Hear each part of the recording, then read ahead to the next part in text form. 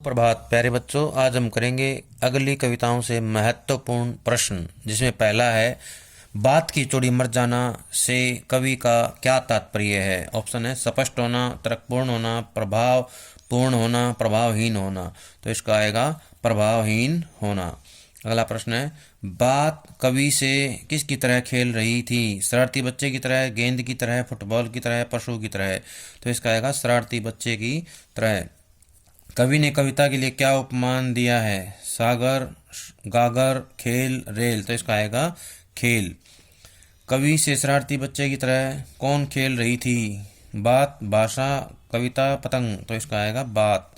बात जो है शरारती बच्चे के समान खेल रही थी। बिना मुरझाए क्या महकती है। कविता, सरिता, कवि, हर्षिता। तो इसका आएगा कविता महकती है।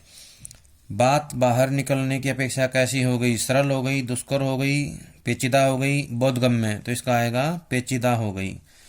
भाषा के क्या करने से बात और अधिक पेचीदा हो गई। तोड़ने मरोड़ने से, उलटने पलटने से, घुमाने फिराने से, उपरोक्त सभी। तो इसका आएगा उपरोक्त सभी। अगला प्रश्न है बात जो सीधी थी, यानी सीधी सादी बात थी, किसके चक्कर में फंस गई। भाव के, छंद के, अलंकार के, भाषा के। तो इसमें आएगा जो सीधी सादी बात है वो भाषा के चक्कर में उलझ गई। बात सीधी थी पर नामक कविता में कवि ने किस पर बल दिया है। भाषा की जटिलता पर, भावों की सरलता पर, भाषा की सहजता पर, भावों की गरिमा पर। तो इसका आएगा भाषा की सहजता पर बल दिया है। बात सीधी थी पर कविता में कवि ने कौन सी कोशिश नहीं की थी। उल्टा पलटा, तोड़ा मरोड़ा, हिलाया सरकाया, घुमाया फिराया। तो इसका आएगा हिलाया सरकाया। हिलाया सरकाया जो है ये कोशिश नहीं की।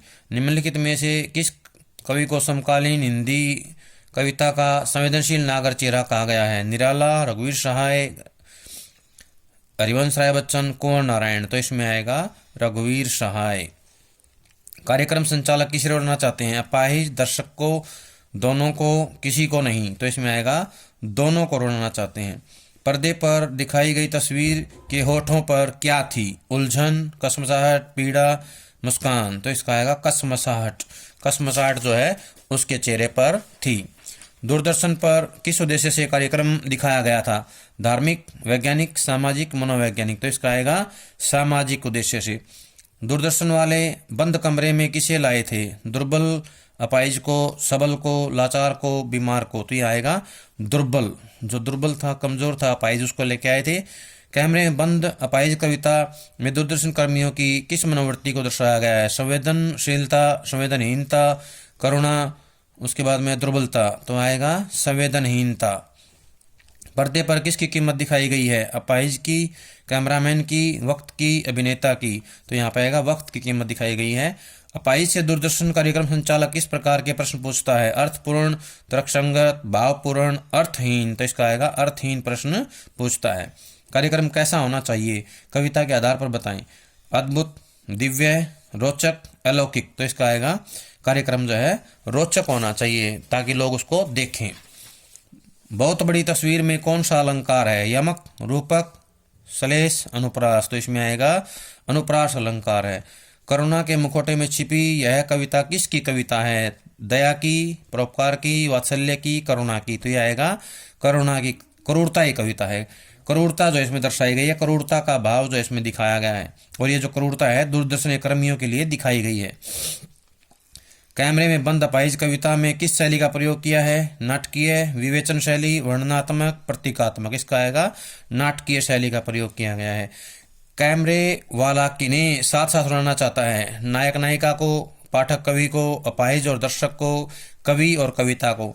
तो अब यहाँ पर आएगा अपाहिज और दर्शक दोनों को रुलाना चाहता है। दूरदर्शन वाले किसकी संवेदना से खिलवाड़ करते हैं। दर्शकों की, कैमरामैन की, अपाहिज की, दूरदर्शन वालों की। तो यहाँ पे आएगा अपाहिज की जो है संवेदनाओं से खिलवाड़ करते हैं। कैमरे में बंद अपाहिज कविता रघुवीर सहाय के लिए रघुवीर सहाय के किस काव्य संग्रह से ली गई है।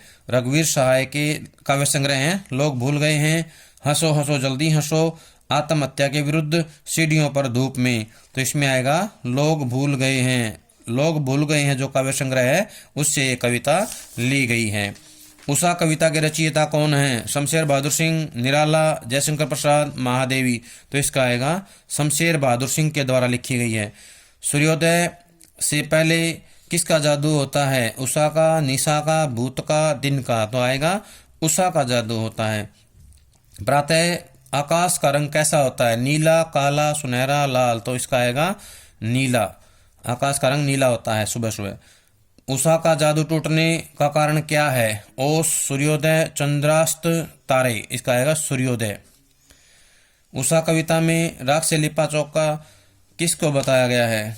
यह चौका किससे लिपा गया है? तो आकाश, चंद्र, चौका, कालीशील।